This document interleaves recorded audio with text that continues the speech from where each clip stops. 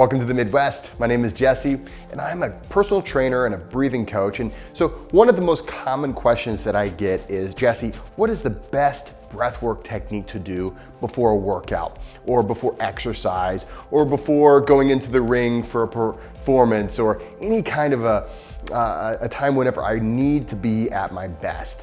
And so this is a question that has actually quite a few different facets to it. And so I'm gonna kind of address all the different facets in this video. Stick around to the end. I'm gonna give you a breathing technique that I highly recommend anybody use for no matter what it is that you're trying to do. But the question does need to be kind of broken down a little bit, because some of the question is, hey, how can I improve my performance with a breathing technique, right? How can I get myself into the right state so that I'm gonna perform at my best whenever I go to the gym or get into the ring or whatever it is that I'm about to do?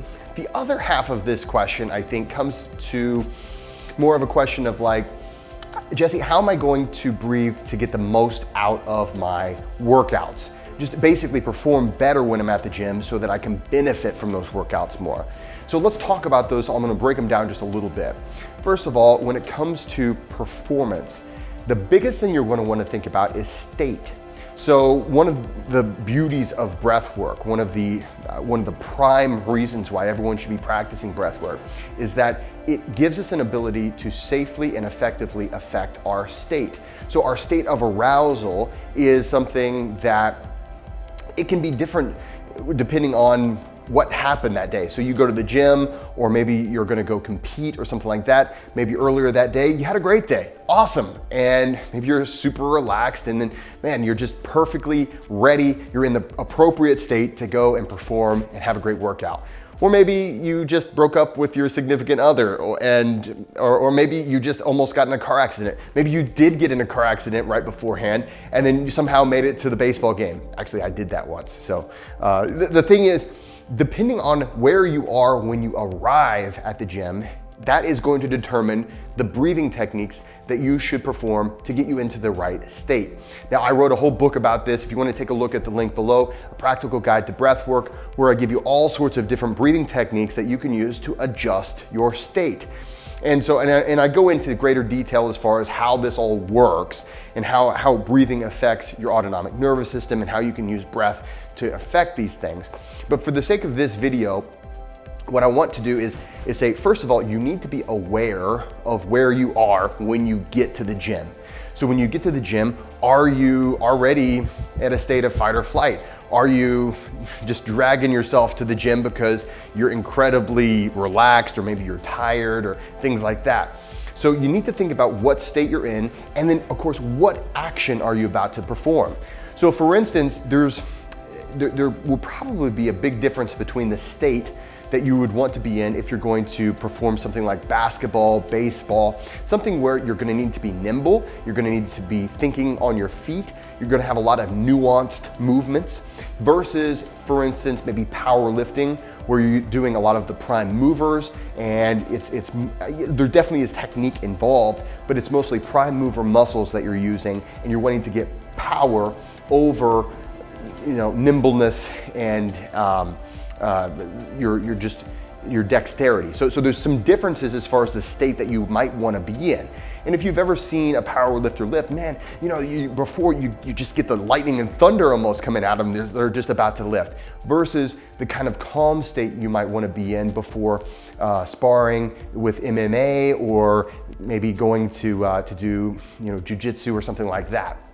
So you want to think about the things that you're about to do and what is the ideal state for that particular behavior.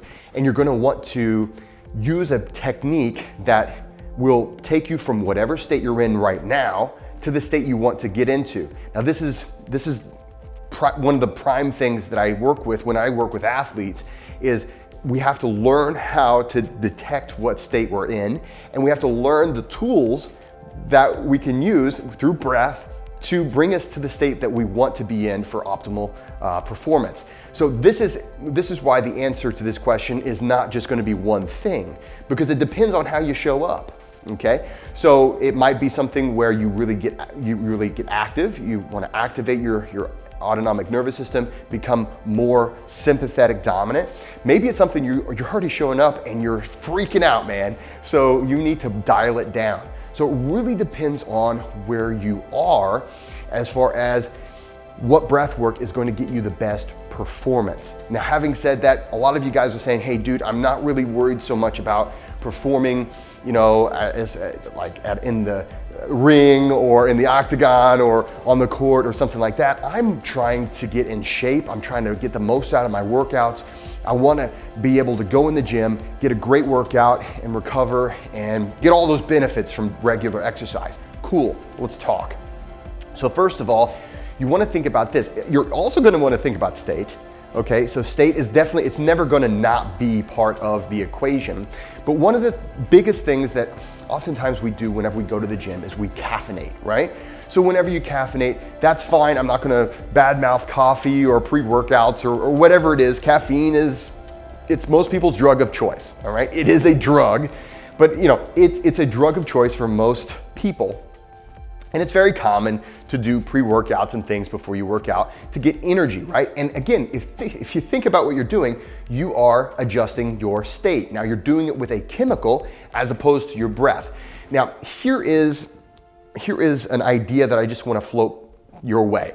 Caffeine has a half-life of approximately 15 hours, okay? Now some people metabolize caffeine faster, some are a little bit slower, but on average, it's a 15-hour half-life.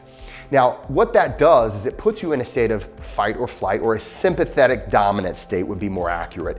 And that means you're gonna be creating more stress hormones. Now, stress hormones are fine whenever you're in the gym, whenever you're really getting after it, it's great, but are you gonna be in the gym for 15 hours, right? And so what we're thinking about here is, I want to be able to prime my nervous system so that I have energy, so that I'm ready to get in there and get a great workout, but do I really need to prime it for 15 hours? Can I do some breath work to get me energy, to get me focus, and maybe dial it down on the caffeine a little bit? Because think about this, if you're wanting to get the most out of your workouts, you want to get into the gym, and when you're in the gym, when you're working out, it's okay to be in a state of that sympathetic dominant state where you have stress hormones, okay? Adrenaline, cortisol, things like that. It's totally normal and it's useful at that state. But at the same time, whenever you put down that last weight, whenever you leave the gym, ideally you want to be switching over into that state of rest and digest, that state of recovery, that state where your hormones are not stress hormones anymore. They're the kind of recovery hormones, the things that are gonna make you grow muscle and recover faster and stronger. So what does this mean? How can we apply breath work to this? Well, we can say, well, instead of maybe hitting caffeine so hard, I'm not saying you have to completely eliminate caffeine, but maybe reduce the amount of caffeine that you take in before you get into the gym, and maybe altogether. But okay, now I'm gonna do some activation breathing exercises. I'm going to activate my autonomic nervous system. Again, take a look at my book. There's a bunch of different styles, a bunch of different things you can do to get into that state. And you want to really kind of experiment to see what's best for you, because everybody's a little bit different as far as what's going to affect me. It may be a little bit different than what it's going to affect you. But anyway, you're going to want to be able to do that. Now, the nice thing when you do that, you put yourself in that sympathetic state, you energize yourself, you get that adrenaline pumping, you get into the gym, and you're able to maintain that because you're actually active. Your body receives all these signals. Well, I guess I still need to be active. Well, I need to start creating more adrenaline. So you're warming up, you're getting into the right state. But the nice thing is, when you leave the gym or when you put down that last weight, you're not stuck in that chemical induced state of fight or flight, okay? Now you still are probably fight or flight dominant or sympathetic dominant, okay? So what you can do is breath work after you work out. And it's that post-workout breath work that so many people just forget about, but it's incredibly important. If you do post-workout breath work, you're gonna switch over from that sympathetic dominant state to a parasympathetic dominant state much faster. And by doing that, you put yourself in a state where you're recovering and you're getting the most out of your workout. Because not only did you have a great workout, immediately, or at least very soon after that workout, you're back into a state that is perfectly set for recovery, for growth, and all of those things that you want from the workout. You worked out real hard, let's get those results. So post-workout breathwork, actually I have a guided post-workout breathing session. And just take a look at the link below. I'll link that down there. I guide you through the post-workout breathwork. And then I also have another video where I explain it a little bit more, how to put your legs, how to lie down, how to do all those things. So take a look at the links below, and that will guide you as far as how to best set yourself up to get the most out of those workouts. Okay, so again, I know it was a question where it's just like, just tell me a simple answer. But the reality is that it's a little bit more complex than that, and that's okay. That's okay. That just means that you need to be able to think about, okay, what is my state? How can I change my state to be in the best possible state for performance? And how can I change my state to be in the best possible state for recovery? That's what breathwork is able to do for us, and it's consistent. It's very, very possible. It's something that is free. You don't have to, pay $2.50 for a can of breathwork.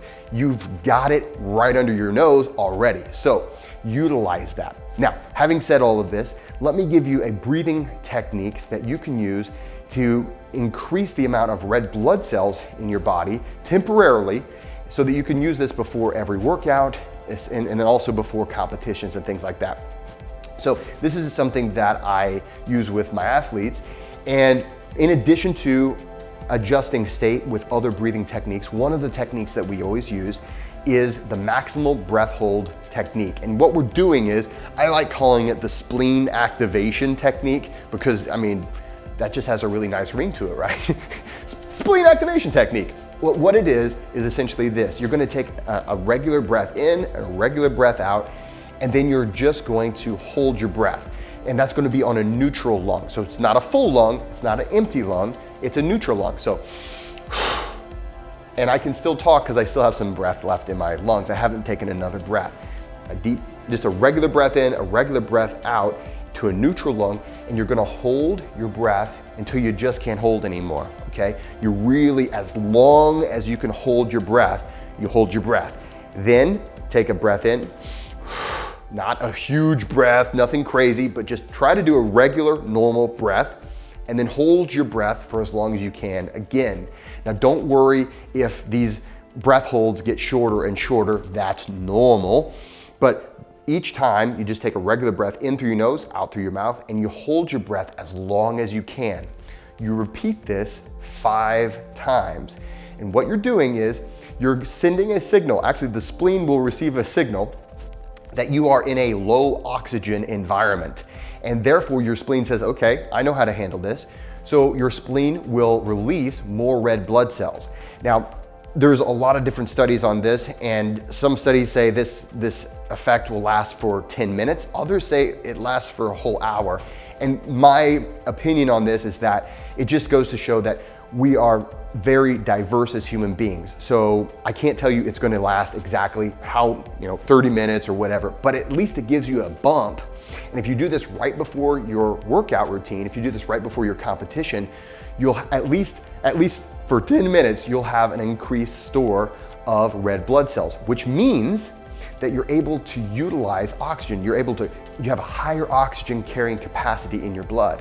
So after you do that technique, take some deep breaths, you'll get the blood gases back to normal. But the cool thing is, at that point, you're carrying more oxygen. More oxygen means more fuel for your cells, for your mitochondria, and it's gonna power your workouts, and you'll be more ready to get in there and just kill it, all right? So activate your spleen before you get into the gym, before you go work out, and you're gonna have a higher store of red blood cells, which is gonna power you through. Okay, guys, I hope this has been helpful. If you found value in this, please like and subscribe. And thanks again. Thanks so much for watching, and don't forget to go out there and be kind to one another.